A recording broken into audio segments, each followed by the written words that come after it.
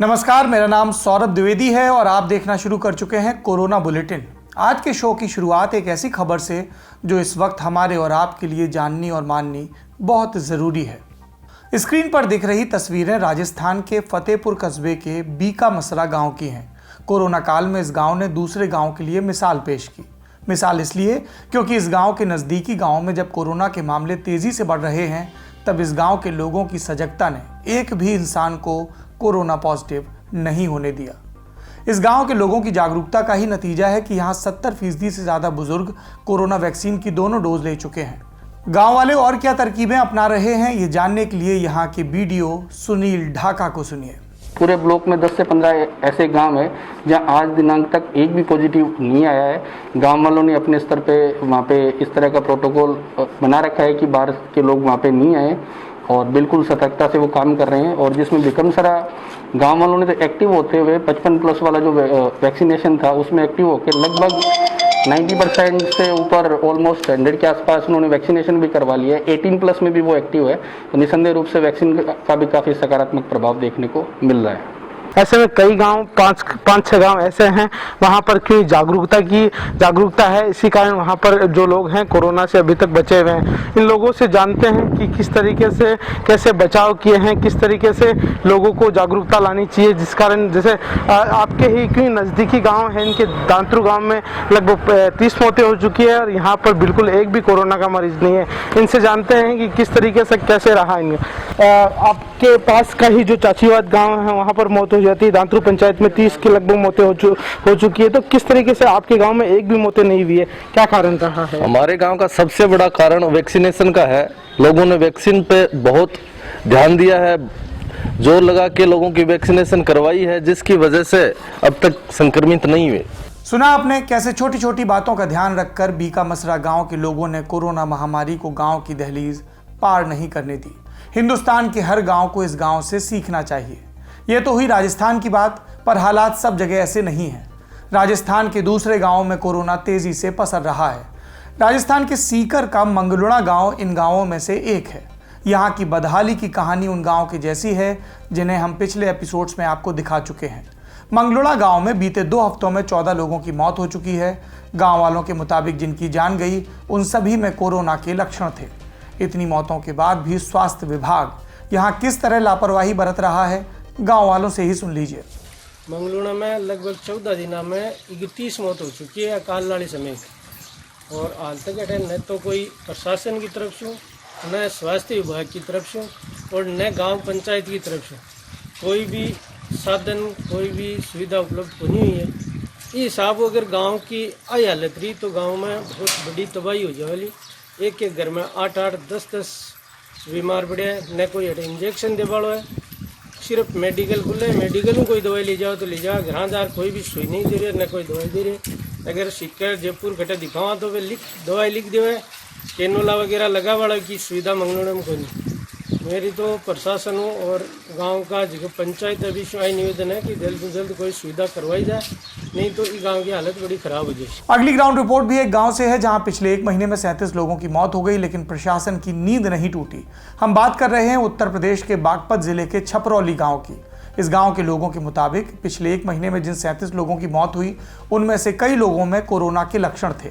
जब स्वास्थ्य विभाग ने मौतों के इन आंकड़ों पर ध्यान नहीं दिया तो गांव के प्रधान ने मृतकों की लिस्ट बनाकर सोशल मीडिया पर वायरल कर दी। नहीं, डॉक्टर तो कोई एक आध आया चला गया, कोई जांच नहीं हुई। कल हमने यह बात मीडिया में पहुंचाई तो आज सब कुछ हो रही जांच।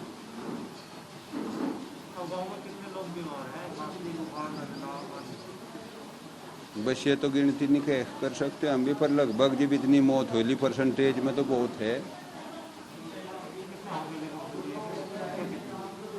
लगभग कम से कम 200 आदमी तो जरूर कोई बुखार थे, कोई अन्य बीमारी से पीड़ित तो है ही। लिस्ट वायरल होने के बाद गांव में कोरोना की जांच भले ही शुरू कर दी गई हो, लेकिन स्वास्थ्य व्यवस्था की बदहाली का नमूना यहां अब भी बरकरार है। ये छपरौली गांव का स्वास्थ्य केंद्र है। जहां इंसानों का इलाज होना चाहिए वहां जानवरों को खूंटे से बांधकर चारा खिलाया जा रहा है। गांव के लोगों का इस पर क्या सोचना है, सुनिए। मेरे गांव की जितनी क्षति हुई है, इतनी मौतें मैंने अपने जीवन में कभी ना देखी थी ना सुनी थी। गाँव का बड़ा बुरा हाल है सर।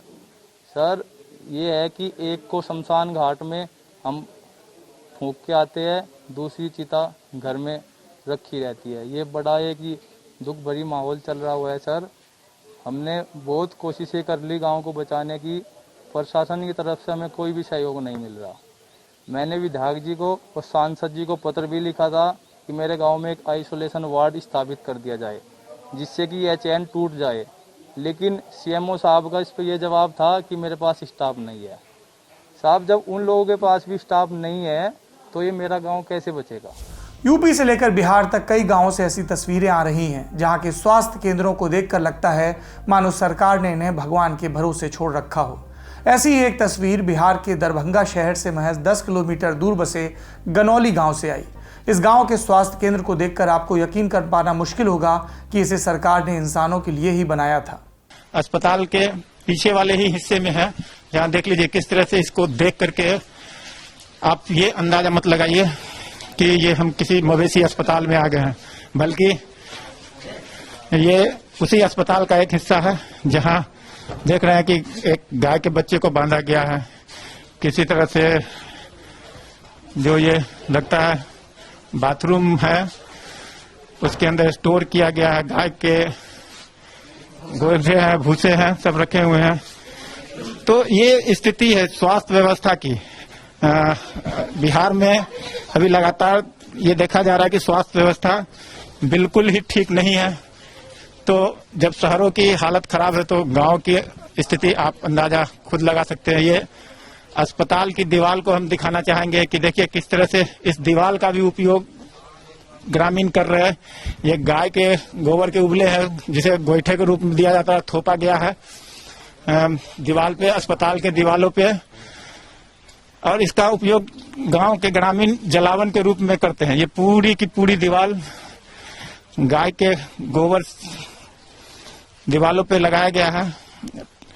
केंद्र में मरीजों को किस तरह का इलाज मिलता होगा ये बताने के लिए तस्वीरें काफ़ी हैं। हालांकि दरभंगा के सिविल सर्जन के मुताबिक कोरोना की वजह से अतिरिक्त स्वास्थ्य केंद्रों के कर्मचारियों की ड्यूटी कोविड वार्ड में लगी है, जिसके चलते स्वास्थ्य केंद्र बंद है। लेकिन कोरोना से पहले स्वास्थ्य केंद्र का क्या हाल था, यहाँ के स्थानीय लोगों ने बताया कि ये जो दीवार पर देख रहे गोबर के उबले लगाए उसका काफी लंबे समय से है क्या ये? जी शुरू से है, शुरू से डॉक्टर सब नहीं आते, इसलिए सब ग्रामीण अपना एक अस्थायी रूप से इस्तेमाल करते हैं। तो लगता नहीं है कि ये भी सही नहीं है? सही तो नहीं है, फिर यहाँ नहीं कोई रहेगा तो क्या करेगा, ऐसे जनता अपना कुछ लाभ उठा लेता है। तो ये क्या नाम आता है? दिनेश कुमार। तो ये थे दिनेश कुमार जो बता रहे थे कि कहीं न कहीं इन लोगों को भी लगता है कि जो अस्पताल है वो अपनी काम में लापरवाही बरत रहा है, इसलिए शायद इसका उपयोग ग्रामीण मजबूरी में ही कर रहे हो। लेकिन सच्चाई ये भी है कि स्वास्थ्य विभाग अगर ज्यादा होता तो अस्पतालों की ये हाल कतई नहीं होती। ग्राउंड रिपोर्ट में अब बात मध्य प्रदेश की। कोरोना को लेकर मुख्यमंत्री शिवराज सिंह चौहान राज्य में हालात कंट्रोल में होने का दावा कर रहे हैं। आज ही मुख्यमंत्री ने प्रधानमंत्री नरेंद्र मोदी को फोन पर गांव-गांव में पंचायत स्तर तक क्राइसिस मैनेजमेंट टीम के गठन की जानकारी दी।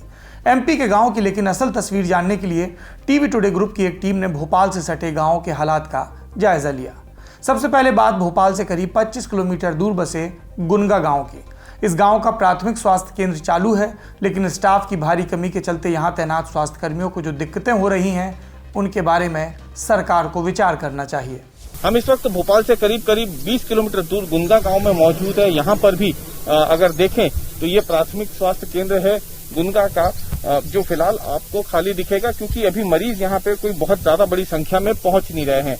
हालांकि पहले जरूर यहाँ पे मरीज आ रहे थे।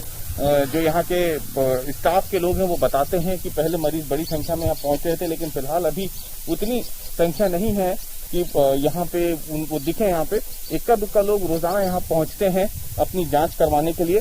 दरअसल ये एक बड़ी समस्या भी है। ग्रामीण अंचल में लोग अमूमन अगर कोई लक्षण आता है तो उसे छुपाने की कोशिश करते हैं, जिसे वो बाद में जाके खतरनाक हो जाता है। सुनील इस वक्त हमारे साथ मौजूद हैं, इस प्राथमिक स्वास्थ्य केंद्र के स्टाफ हैं और फार्मासिस्ट का काम देखते हैं यहाँ पे, लेकिन और कई जिम्मेदारियां फिलहाल इनके ऊपर आन पड़ी है।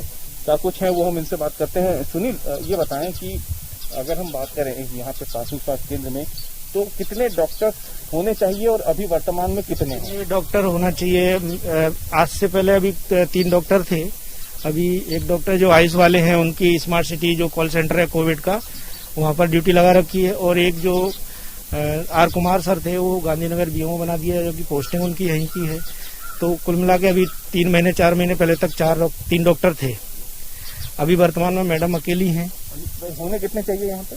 उन्हें 5 डॉक्टर होना चाहिए टोटल पे। इतना भार पड़ जाता है मैम, क्योंकि शॉर्टेज ऑफ स्टाफ है, तो क्या स्थिति रहती है? पूरा संभालना पड़ता है अकेले। जैसे डिलीवरी भी आती है तो उनको भी देखना है, ओपीडी चलता है तो उधर से कोई पेशेंट सीरियस हो जाता है, इमरजेंसी हो जाता है तो उसको भी देखना है। आईपीडी चलती है, बॉटल इंजेक्शन लगाना है, सबको देखना पड़ता है। और सबसे ज्यादा मेन चीज है एएनसी रजिस्ट्रेशन। एएनसी जितनी भी आती है उनको सबको ही देखना है, उनका पूरा रिकॉर्ड चेक करना है, एएनसी रजिस्टर में एंट्री करनी है, फिर इसके बाद में उनका बीपी। अकेली नर्स है? हाँ, अकेली हूँ मैं। और अगर आप नहीं होती तो कितने नर्स यहाँ पे स्टाफ में होनी चाहिए, आपको क्या लगता है? कम से कम 3 तो होनी चाहिए। तो आपके 15 दिन पहले मेरी कोविड पॉजिटिव आया था, तो अभी मैं आइसोलेशन में थी, अब आज ही आई हूँ। तो आपने देखा कि गुनगा का स्वास्थ्य केंद्र स्टाफ की कमी के बावजूद चल रहा है, लेकिन इस गांव से कुछ ही दूरी पर एक और गांव है कलारा। यहां स्वास्थ्य केंद्र का सच जानने के बाद यह अंदाजा लगाना आसान हो जाएगा कि सरकार के दावों में और हकीकत में कितना फर्क होता है। कोरोना के इस दौर में ग्रामीण इलाकों में स्वास्थ्य सुविधाओं का क्या हाल है, वो देखने के लिए हम जो पड़ताल कर रहे हैं भोपाल के आसपास के गांव की, उसमें अब हम पहुंच गए हैं भोपाल से करीब 35 किलोमीटर दूर कलारा गांव में।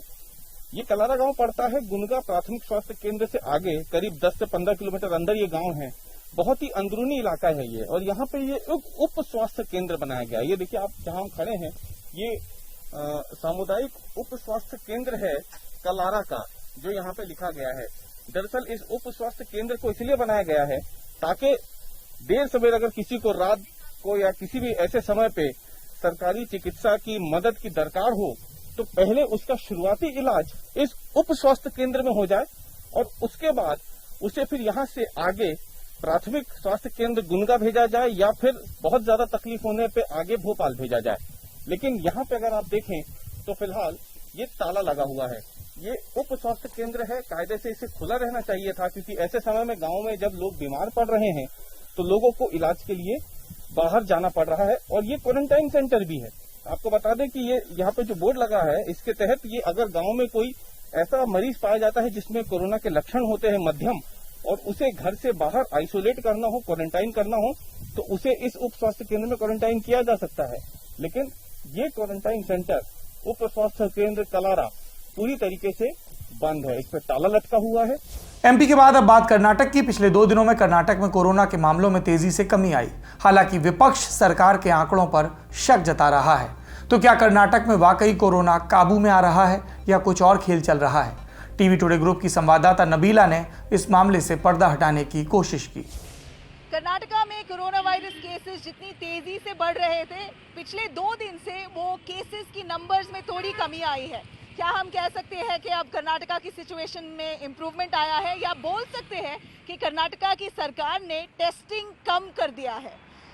ये सच है कि कर्नाटका की रिपोर्ट्स के मुताबिक जो पिछले हफ्ते तक 1,70,000 तक एक दिन में टेस्टिंग कर रहे थे, आज लगभग सिर्फ 1 लाख तक ही टेस्टिंग हो रहा है। अभी कर्नाटका सरकार की तरफ से कोई जवाब नहीं है इसका, मगर यहाँ की ऑपोजिशन इल्जाम लगा रही है कि कर्नाटका जानबूझ के टेस्टिंग कम कर रही है उनकी नाकामियां को छुपाने के लिए। आज के कोविड बुलेटिन में इतना ही। जाते जाते बात कांग्रेस के राज्यसभा सांसद राजीव सातव की। राहुल गांधी के करीबी माने जाने वाले और कांग्रेस की वर्किंग कमेटी के मेंबर राजीव सातव का रविवार को कोरोना की वजह से निधन हो गया। 46 साल के सातव कोरोना से रिकवर हो रहे थे, लेकिन पिछले कुछ दिनों में उनकी तबीयत और बिगड़ गई। उन्हें पुणे के एक अस्पताल में वेंटिलेटर पर रखा गया, लेकिन बचाया नहीं जा सका। उनके निधन पर प्रधानमंत्री नरेंद्र मोदी और कांग्रेस की कार्यवाहक अध्यक्ष सोनिया गांधी समेत कई नेताओं ने दुख जताया। कोरोना की वजह से साहित्य, खेल, फिल्म और राजनीति जगत की भी कई हस्तियां दुनिया छोड़कर चली गईं। कल ही सौराष्ट्र के पूर्व तेज गेंदबाज और भारतीय क्रिकेट बोर्ड के रेफरी रहे राजेंद्र सिंह जडेजा का कोरोना के चलते निधन हो गया। जडेजा दाएं हाथ के उम्दा तेज गेंदबाज होने के अलावा अच्छे ऑलराउंडर भी थे। आज के बुलेटिन में इतना ही। कोरोना से बचाने वाली सावधानियों का पालन करें, कोशिश करें कि मास्क लगाकर ही घर से निकलें और पहला मौका लगते ही टीका ज़रूर लगवाएं। शुक्रिया।